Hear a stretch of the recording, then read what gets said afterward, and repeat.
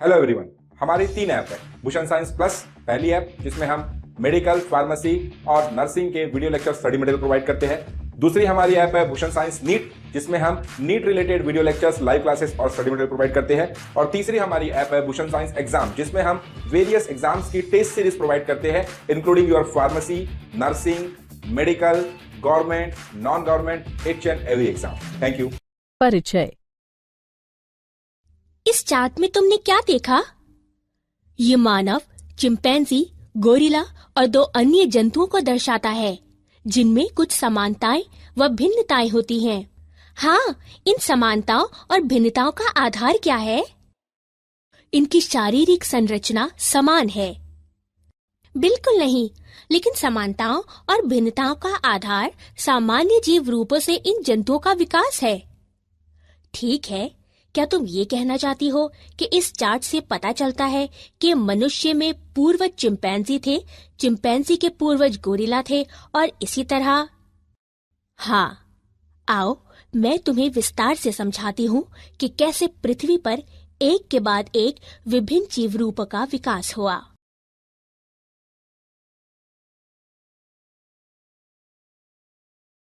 उद्देश्य।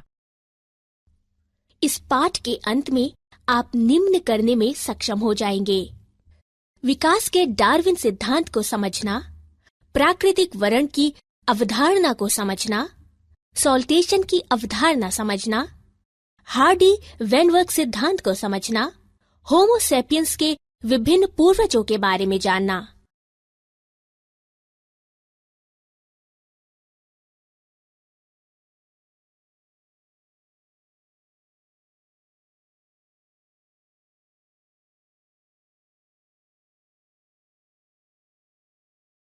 जैव विकास। जैव विकास को विस्तार से समझने के लिए चार्ल्स डार्विन ने 2 मुख्य अवधारणाएं प्रस्तुत की: शाखन अवरोहण, प्राकृतिक वर्ण। शाखन अवरोहण विकास तब होता है जब अधिक अनुकूल जीव संख्या लक्षण एक पीढ़ी से दूसरी पीढ़ी में जाते हैं। ये रूपांतरण के साथ अवरोहण कहलाता है। प्राकृतिक वर्ण प्रक्रम जिसके द्वारा जीव जीवित रहने के लिए अपने पर्यावरण से बेहतर अनुकूलन करते हैं और अधिकाधिक संतति उत्पन्न करते हैं।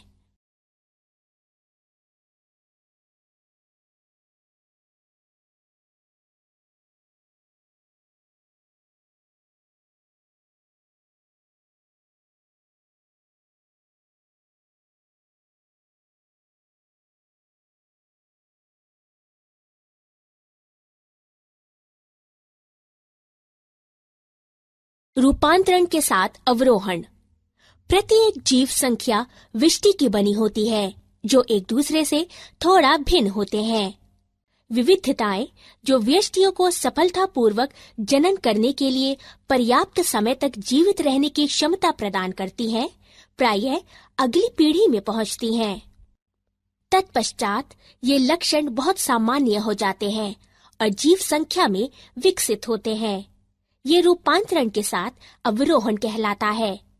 रूपांतरण के साथ अवरोहण द्वारा विकास में 2 अलग अलग तत्व शामिल हैं: रूपांतरण अर्थात किसी वंश में परिवर्तन, शाखन अर्थात समान पूर्वजों वाली विभिन्न प्रजातियां।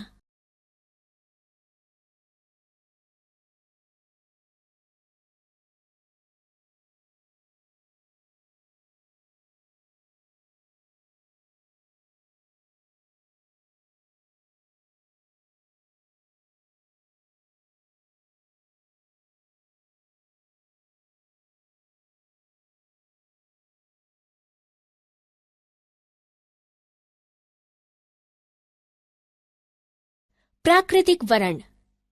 प्राकृतिक वर्ण प्रक्रम में 4 चरण शामिल हैं: विविधता, विभेदक उत्तरजीविता और जनन। वंशागति, जीव संख्या वृद्धि की उच्च दर। प्राकृतिक वर्ण प्रक्रम निम्न तथ्यों पर आधारित है: प्राकृतिक संसाधन सीमित होते हैं, जीव संख्या के आकार स्थिर होते हैं, जीव संख्या के सदस्य विशिष्टताओं में भिन्न होते हैं, अधिकतर विविधताएं वंशागत होती हैं। इस प्रकार व्यष्टियों में वंशागत विविधताएं होती हैं जो संसाधनों के लिए प्रतिस्पर्धा में उन्हें अच्छी तरह से जीवित रहने, जनन करने और दूसरों से अधिक संतति उत्पन्न करने में सक्षम बनाती हैं। इसलिए एक समयावधि के दौरान जीव संख्या की विशिष्टता में परिवर्तन हो जाता है और नए स्वरूप प्रकट होते हैं।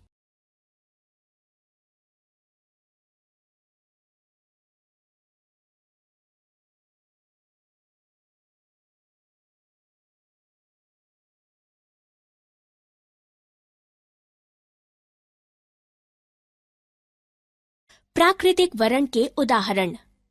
प्रतिजैविक प्रतिरोधी H. पाइलोरी में उत्परिवर्तन होता है, जिसके परिणाम स्वरूप एंजाइम उत्पन्न करने की जानकारी नहीं मिलती है।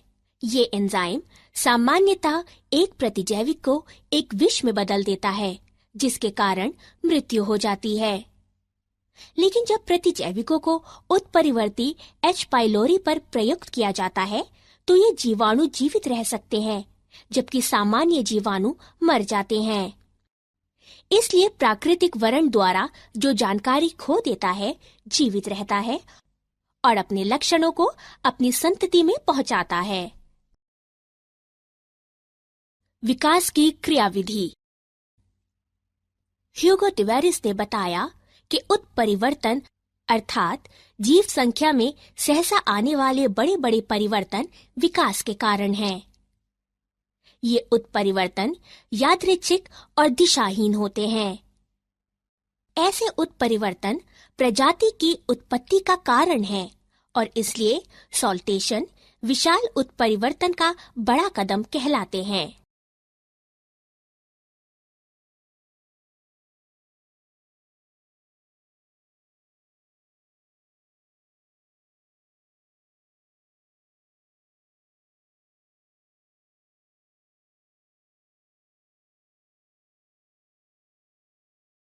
हार्डी-वेनवर्ग सिद्धांत।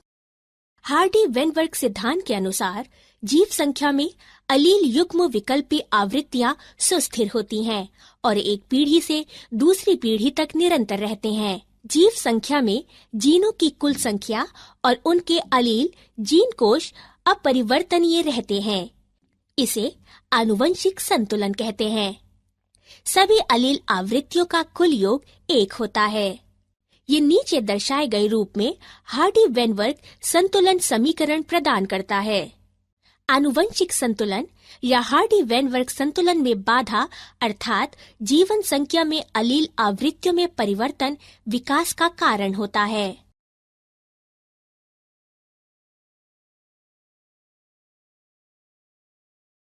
हार्डी-वेनवर्ग संतुलन को प्रभावित करने वाले कारक। निम्नलिखित 5 कारक हार्डी-वेनवर्ग सिद्धांत को प्रभावित करते हैं। जीन प्रवाह, आनुवंशिक अपवाह, उत्परिवर्तन, आनुवंशिक पुनर्योग और प्राकृतिक वर्ण। जीन प्रवाह। जब जीव संख्या का स्थान परिवर्तन होता है तो जीव आवृत्तियां भी बदल जाती हैं। ये दोनों मौलिक तथा नई जीव संख्या में होता है। नई समष्टि में नई जीनें और अलीलें युग्म विकल्पी जोड़ दी जाती हैं और पुरानी समष्टि से ये घट जाती हैं। जब इस प्रकार से अनेक बार स्थान परिवर्तन होता है तो ये जीन प्रवाह को उत्पन्न करता है। आनुवांशिक विचलन। यदि जीन पलायन संयोगवश होता है तो आनुवंशिक अपवाह जेनेटिक ड्रिफ्ट कहलाता है। कुछ वास्तविक अपवाहित समष्टि नई प्रजाति के निर्माण की जनक बन जाती हैं तथा ये संस्थापक प्रवाह कहलाता है। उत्परिवर्तन। उत्परिवर्तन के कारण विभिन्नताएं होती हैं, जिसके कारण अगली पीढ़ियों में जीनों तथा अलीलों की आवृत्तियों में परिवर्तन होता है। आनुवंशिक पुनर्योग। पुनर्योग के कारण विभिन्नताएं होती हैं, जिसके कारण अगली पीढ़ी में जीन की आवृत्ति में परिवर्तन होता है।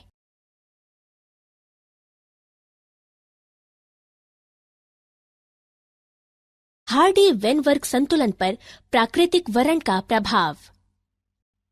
प्राकृतिक वर्ण वह प्रक्रम है जिससे अधिक जीवन समवंशानुगत विविधता को जन्म के अधिक अवसर मिलते हैं और संतानें अधिक संख्या में उत्पन्न होती हैं। प्राकृतिक वर्णन के कारण जीव संख्या में निम्नलिखित परिस्थितियां हो सकती हैं। नंबर 1, स्थायीकरण।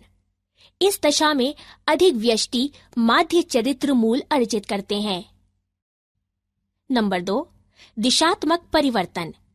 इस दशा में अधिक व्यष्टि माध्य चरित्र मूल की तुलना में अन्य मूल अर्जित करते हैं। नंबर 3, विदारण। इस दशा में अधिक व्यष्टि परिधीय चरित्र मूल अर्जित करते हैं।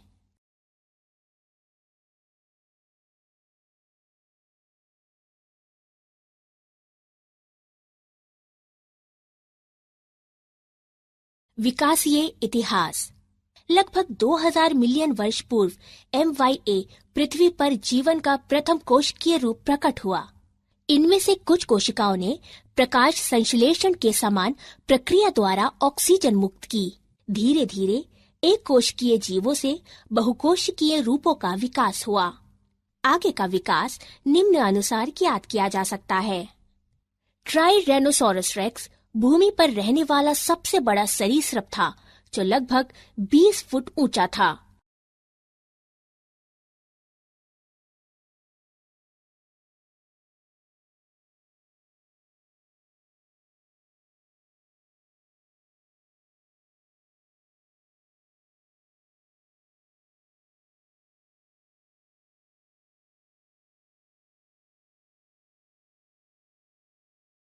स्तनधारियों का विकास। पहले स्तनधारी प्राणी श्रू जैसी स्तनधारी थे। जब सरीसृपों की कमी हुई, तब स्तनधारी प्राणियों ने स्थल पर कब्जा कर लिया। कुछ स्तनधारी प्राणी पूरी तरह से जल में रहते थे, जैसे व्हेल, डॉल्फिन, समुद्री गाय आदि। स्तनधारी जरायुज होते थे और अपने अजन्मे शिशु को मां के शरीर के भीतर सुरक्षित रखते थे।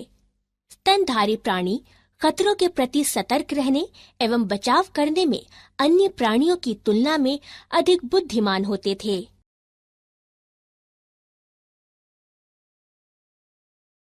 मानव का विकास। पूर्ण भाषा कौशल और आत्मचेतना के साथ मनुष्य निम्नलिखित चरणों में विकसित हुआ है। ड्रायोपिथिक्स। ये वानर गण है। इनका उद्भव लगभग 15 मिलियन वर्ष पूर्व हुआ था। कपि सदृश। रामापिथिक्स। ये वानर गण है। इनका उद्भव लगभग 15 मिलियन वर्ष पूर्व हुआ था। मानव सदृश सीधे खड़े होकर चलते थे तथा ऊंचाई में लगभग 4 फुट तक थे। ऑस्ट्रालोपिथेसिन आदि मानव लगभग 2 मिलियन वर्ष पूर्व अफ्रीका के घास स्थलों में पाए गए थे। पहला मानव सदृश प्राणी होमो हैबिलिस कहलाया गया था। मस्तिष्क यानी दिमागी क्षमता 650 से 800 सीसी के बीच थी। होमो इरेक्टस लगभग 1.5 मिलियन वर्ष पूर्व पाए गए थे। मस्तिष्क बड़ा तथा मस्तिष्क यानी दिमागी क्षमता 900 सीसी थी। ये मांस खाते थे। नियंडरटाल मानव ये 1400 सीसी के मस्तिष्क वाले प्राणी थे, जो कि 1 लाख से 40,000 वर्ष पूर्व लगभग पूर्वी एवं मध्य एशियाई देशों में रहते थे। होमो सेपियंस इनका उद्भव लगभग 75,000 से 10,000 वर्ष पूर्व अफ्रीका में हुआ था। ये आधुनिक मानव कहलाए थे। क्या आप जानते हैं, मानव विकास ने अब एक नई प्रावस्था में प्रवेश किया है, जहां आनुवंशिक इंजीनियरिंग द्वारा माता पिता अपने बच्चों को डिजाइन कर सकते हैं, जिसके परिणाम स्वरूप भविष्य की पीढ़ियों को मजबूत, बुद्धिमान और रोगों के प्रति अधिक प्रतिरोधी बनाने के लिए हमारे डीएनए को रूपांतरित किया जा सकता है। सारांश। आइए, हमने जो कुछ सीखा है उसे संक्षेप में दोहराएं। जैव विकास को विस्तार से समझाने के लिए चार्ल्स डार्विन ने 2 मुख्य अवधारणाएं प्रस्तुत की, शाकन अवरोहण और प्राकृतिक वरण। ह्यूगो डिवेरिस ने बताया कि उत्परिवर्तन अर्थात जीव संख्या में सहसा आने वाले बड़े बड़े परिवर्तन विकास के कारण हैं। हार्डी वेनवर्ग सिद्धांत के अनुसार जीव संख्या में अलील युग्म विकल्पी आवृत्तियां सुस्थिर होती हैं और एक पीढ़ी से दूसरी पीढ़ी तक निरंतर रहते हैं। लगभग 2000 मिलियन वर्ष पूर्व MYA पृथ्वी पर जीवन का प्रथम कोशिकीय रूप प्रकट हुआ। पहले स्तनधारी प्राणी श्रू जैसे स्तनधारी थे। होमोसेपियंस लगभग 75,000 से 10,000 वर्ष पूर्व विकसित हुए।